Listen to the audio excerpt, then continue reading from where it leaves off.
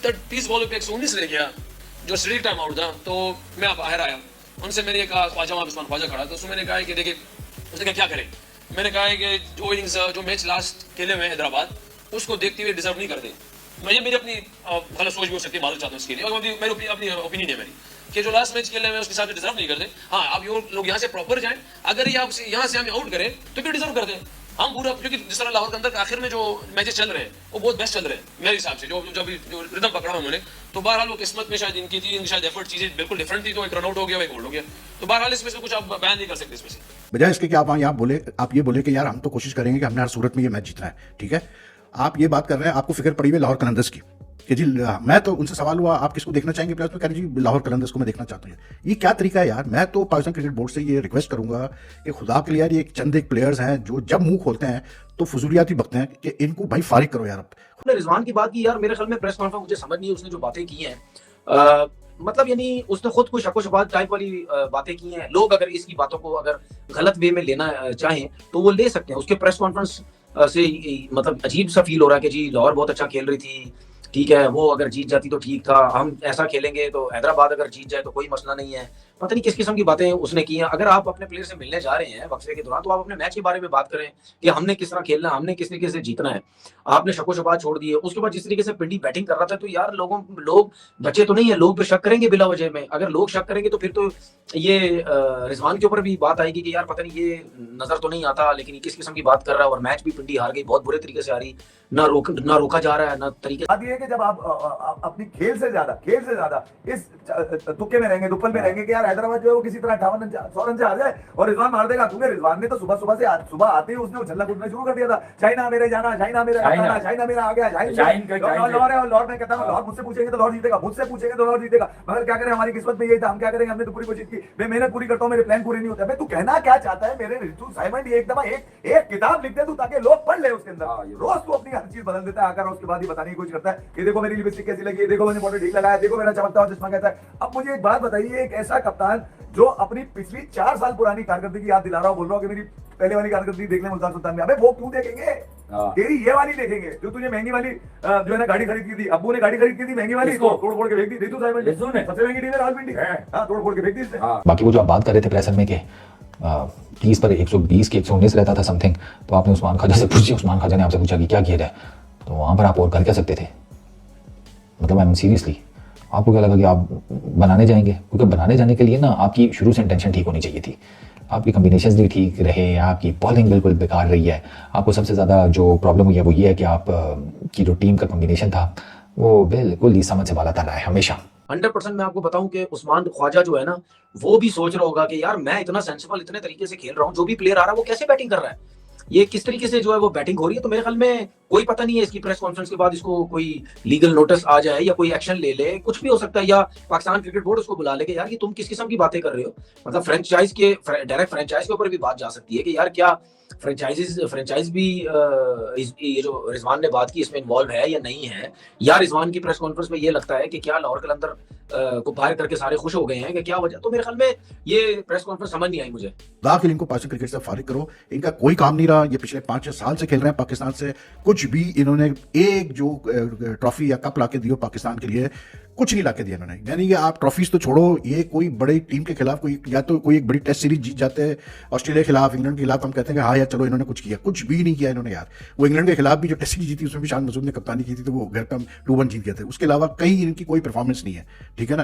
तो इनसे क्या हमने लेना देना यार इन प्लेयरों से? मतलब ये चंद एक प्लेयर्स है, they just don't know how to speak in front of the media, they don't know what to say. मैं तो कभी कभार I will be very honest यार, और इससे पूछ रहे हैं आप बताइए कि आपकी परफॉर्मेंस कैसी है, गाड़ी मिल कम रही थी, उससे पूछ रहे हैं कि बताओ तुम्हारी परफॉर्मेंस ले लेके जा रहा था। नहीं मेरी तो डिमांड ये थी, मैं तो चाहता यही था, मैंने तो बात ही रखी थी कि मैं टॉप ऑर्डर में खेलूंगा, मैं फ्रंट से लीड करूंगा। मैं फ्रंट से लीड नहीं किया, मेरी कप्तानी अच्छी नहीं थी, मेरी वीकनेस ज्यादा है, मैं मेहनत बहुत करता हूं, मेरी प्लानिंग कमजोर है, मेरी फिजिक्स कम है, मेरी केमिस्ट्री कम है। भाई तू भाई ये बात बोल देना कि यार ये साल अच्छा नहीं रहा मेरा, मेरी परफॉर्मेंस ठीक नहीं थी। हाँ मैं अगर लोगों को ये बता दूं, ये एक बड़ी अहम बात उन्होंने बताई, ये बात मैं लोगों को बता दूं, देखिए ये पाकिस्तान सुपर लीग जो होती है ना, उन लोगों के लिए लाइफलाइन होती है जिनके इंटरनेशनल टीम में परफॉर्मेंस नहीं होती, वो पीएसएल खेलकर वापस टीम के अंदर करते हैं। इसका मतलब तुम्हारी नीयत जो थी ना वो बीबीएल खेलने गए थे, यही थी कि किसी तरह वर्ल्ड कप में आ जाऊं, वहां पे नहीं आ सके तो तुमने वहां हाजी को अपना गांव सुल्तानी का बना लिया। हाजी साहब से उससे पूछ लीजिएगा, मैंने उसको कह दिया था। अब मुझसे पूछेंगे हरीश होने का जवाब वो नहीं दूंगा। अच्छा एक और इससे गैर मामूली वाक्य सुना है, इसने बोला एक आदमी ऐसा है जो मुझे सिखा रहा है, मगर मैं उसका नाम नहीं लूंगा। अबे ये क्या कौन से ऐसे लेकर आता कौन कह रहा है? है? रिज्जू। रिज्जू मेरा रिज्जू साहब। बताओ ना वो आदमी कौन है जिसका नाम नहीं लेना। मेरा लगता दिल भी नहीं चाहता, क्योंकि पाकिस्तान की मुंह से- टीम में मुंह ये से चल रहा था, बाबर से रिजवान, रिजवान से बाबर, उधर से शाहीन, शाहीन से टेपिया, टेपिया से इससे नसीम, ये नसीम से पूछा, फरहान। ये- अब ये कहानी थोड़ी सी कम हो गई है। बहरहाल मुल्तान सुल्तान जो है, सुल्तानी मुल्तानी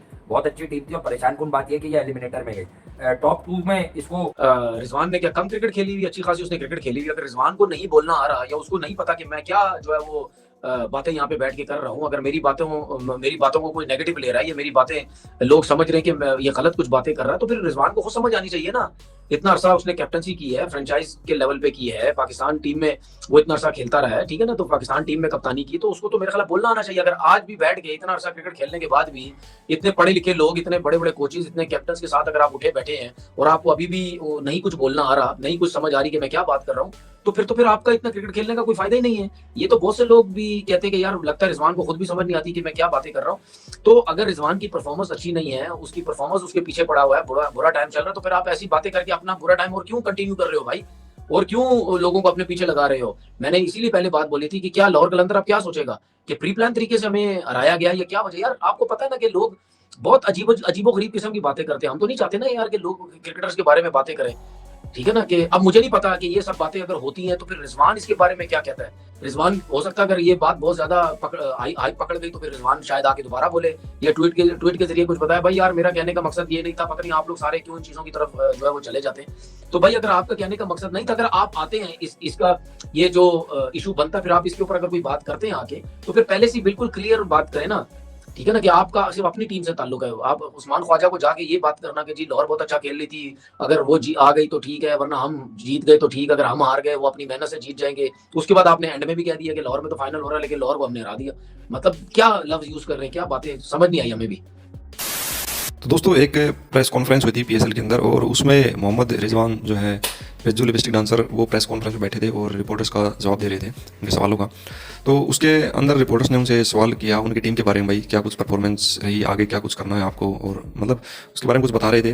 तो भाई रिज्जू डांसर ने बताई लाहौर कलंदर की टीम के बारे में बात करने लगे, मतलब किसी और टीम को जिसका कोई लेना देना उनका था नहीं, और उनके बारे में बात कर भाई वो डिजर्व नहीं करती ऐसी टीम है वो, कि मतलब वो जो टीम बाहर होगी पीएसएल से, तो उसके बारे में बात करने लगे। और फिर बाद में फिर मतलब अजीब सी हरकतें होती है, और पीएसएल के अंदर जो है ये एक मतलब जो आईपीएल के अंदर मजा है ना, उससे ज़्यादा पीएसएल के अंदर मजा है वो मैच देखने में नहीं है, वो इनकी बातें सुनने में मजा आता है।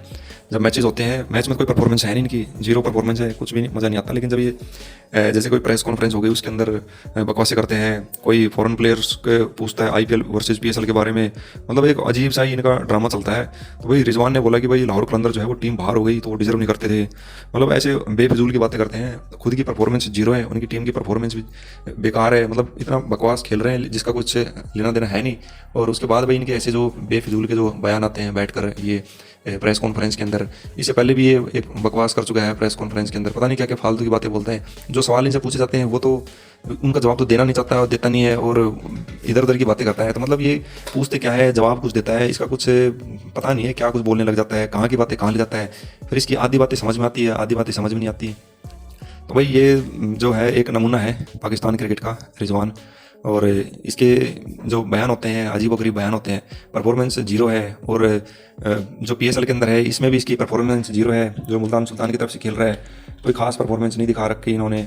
और फिर ये ऊपर से बातें इनकी बकवासें होती है कि हम ये कर देंगे, ऐसा कर देंगे, और हमारे बॉलर ऐसे थे, उन्होंने ये फील्डिंग कर दी, ये अच्छी बैटिंग नहीं की, उन्होंने ये नहीं किया। तो भाई और जो इनका कल का मैच था वो भी ये मुल्तान सुल्तान थी, वो हार गई, 192 का स्कोर था, और इस्लामाबाद यूनाइटेड है वो 193 रन बनाकर जो है 4 विकेट से ये मैच जीत गई। तो third class performance, third class player Pakistan cricket में है। और अच्छा है कि भाई ये आईपीएल के अंदर नहीं है, आईपीएल के अंदर ये गंदगी होती तो भाई मज़ा नहीं आता, ये सारा सिस्टम बिगाड़ के रख देते। तो इसी वजह से भाई इनको शायद आईपीएल के अंदर लिया नहीं गया, बढ़िया नहीं लिया गया, बाहर ही पाकिस्तान में ठीक है, वहीं ये फालतू की बकवासें करते रहेंगे तो वही अच्छा है।